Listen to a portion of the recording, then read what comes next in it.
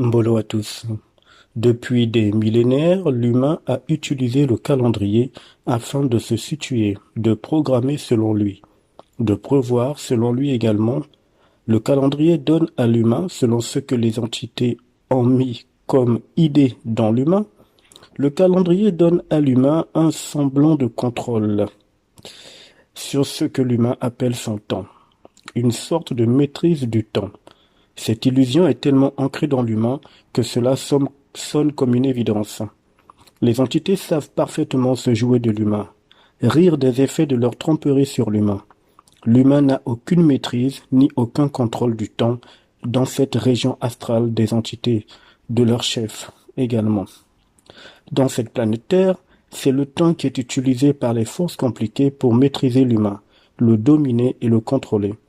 C'est d'ailleurs l'une des raisons qui fait que l'humain subit les surprises, les imprévus durant son existence, malgré les supposées planifications de son temps à travers ce qui est vu comme étant un calendrier. Le temps n'appartient pas à l'humain dans cette planète. Maintenant que j'ai dit ça, revenons sur le calendrier. Officiellement, le calendrier grégorien, qui est très utilisé dans une bonne partie du monde, est basé sur les 12 mois de l'année et sur un total de 365 jours. Depuis les périodes antiques, romaines ou grecques, et ceux dans plusieurs autres civilisations, les mois qui composent une année étaient liés ou sont liés à un dieu ou à une déesse. En fait, le nom de chaque mois était clairement en l'honneur d'un dieu ou d'une déesse. Prenons par exemple le cas de Martius, qui veut dire Mars, est le mois dédié au dieu romain de la guerre. Il y a aussi Aprilis, qui signifie avril, qui est la déesse grecque de l'amour. Mais il y a également Linus, qui signifie juin, ou Junon, qui est la déesse de l'amour. Alors, les exemples sont évidemment nombreux. Le calendrier grégorien, bien qu'il soit le plus populaire dans certains endroits, n'est pas du tout le calendrier réel tel que cela est mis en place. Dans les régions astrales, le calendrier que subit l'humain a l'avantage des entités.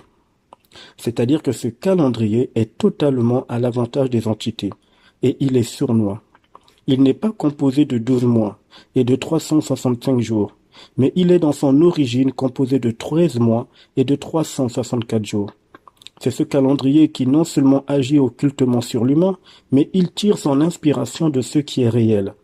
Sauf que sur la Terre, ce réel est détourné de sa symbolique puissante et surtout, il est utilisé sournoisement contre l'humain. Ce calendrier a été nommé sur la Terre sous le nom de calendrier fixe. Chaque mois de ce calendrier est composé de 28 jours. Il faut savoir ici que l'entité qui se fait appeler Dieu par tromperie n'a jamais rien créé. Elle est incapable de créer. En revanche, elle fabrique avec ses complices et reproduit quasiment à l'identique ce qu'elle voit dans le réel cosmique, dans les univers, mais surtout ce qu'elle voit dans l'univers d'Abraxas, c'est-à-dire l'univers dans lequel nous sommes tous, y compris cette entité manipulatrice qui se fait appeler Dieu avec sa horde d'anges, d'entités et autres. L'univers dans lequel nous sommes tous est venu d'Abraxas. C'est son idée, sa création. Pour mettre en place cet univers, il a donc eu le soutien d'autres esprits créateurs extrêmement puissants qui s'appellent ou que l'on appelle des éons. Ils étaient 12 en tout, plus Abraxas lui-même, ils étaient au total 13. Voilà pourquoi le calendrier réel qui est utilisé secrètement en astral par les entités sur l'humanité et contre l'humanité, ce calendrier est en fait composé de 13 mois sur 364 jours. Je rappelle que ce calendrier était utilisé pendant un moment dans différents endroits du monde, notamment aux États-Unis, et que ce calendrier a été mis en place aussi par un Français, avant que le pape Grégoire vienne changer cela.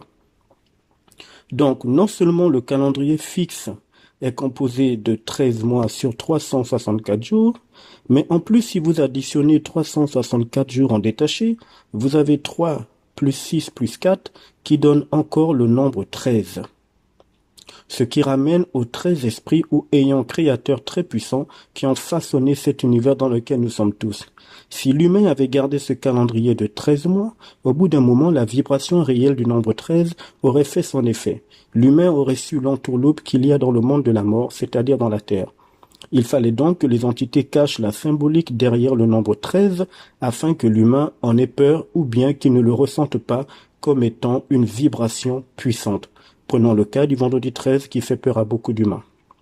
Donc, derrière le nombre 13, il fallait que l'humain n'utilise que le calendrier grégorien, qui lui par contre est composé de 365 jours sur 12 mois dans une année. Le nombre 12, en le détachant, donne 1 plus 2 qui donne 3, c'est-à-dire la symbolique du triangle astral du démiurge ou encore la symbolique occulte de la Trinité. Cette Trinité très manipulatrice. En effet, dans tout l'univers d'Abraxas, là où sont les esprits de liberté, tout se fait par deux. L'être humain, dans son essence réelle, est âme et esprit. Je rappelle ici qu'il n'y a pas d'esprit humain dans cette planète. Le partenariat parfait, l'âme et l'esprit. Et parfois, pour apporter une création particulière, les esprits vont avoir un partenaire de travail. Deux esprits vont donc se mettre à travailler ensemble pour un but commun. Dans la planète de la mort, dans l'astral du démiurge, c'est la trinité astrale démiurgique qui règne, c'est-à-dire l'intrus. Il y a donc ce qui est vu en religion comme étant le triangle religieux astral des entités, à savoir le fameux, entre parenthèses, le Père, le fameux Fils et le fameux Saint-Esprit. Je rappelle qu'il n'y a aucun Saint-Esprit nulle part, ni dans le plan de cette entité appelée Dieu, ni même dans les univers de liberté. Alors, le calendrier grégorien est composé de 12 mois, qui donne le nombre 3 comme je l'ai dit plus haut. Il est basé sur 365 jours qui, lorsque vous le détachez, donne le nombre 14, c'est-à-dire 3 plus 6 plus 5 donne 14.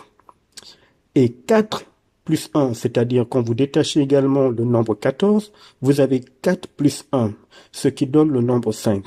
Sauf que dans certains milieux de mathématiques, le nombre 4 donne également 5. En fait, il s'agit toujours du 4. Ce qui fait que les 365 jours du calendrier grégorien sont la symbolique astrale de la prison cubique. En d'autres termes, les jours, les mois et les années du calendrier grégorien sont astralement un emprisonnement de l'humain dans le cube matriciel, c'est-à-dire dans la cellule de prisonnier, afin que l'humain paye des dettes aux entités sans qu'il n'en soit conscient. Car dans le quotidien humain, un individu qui est enfermé entre 4 murs est dans une prison. Il est dit qu'il est enfermé entre 4 murs pour qu'il paye ses dettes à la société. Le mot calendrier vient des religieux qui annonçaient la date des fêtes mobiles du mois en cours, et les débiteurs étaient appelés à rembourser leurs dettes provenant des livres de comptes qui se nommaient calendarium en latin, ce qui a donné le mot calendrier, qui provient de ces termes comptables. Ce qui veut dire que le mot calendrier signifie en fait payer sa dette. Et c'est probablement pour ça aussi que l'humain paye ses comptes mensuellement dans la société de différentes manières. Et astralement, les entités s'arrangent pour que chaque jour, chaque mois, chaque année calendaire soient des dettes que l'humain a acceptées par manque de savoir universel, par manque de rayonnement lumineux de savoir en provenance de son propre esprit. L'humain se retrouve donc endetté par les entités et comme tout endettement qui n'est pas payé, l'humain se retrouve enfermé dans la prison matricielle cubique de ce qui est vu comme étant la planète Terre, et l'humain subit le jugement dernier. À plus tard.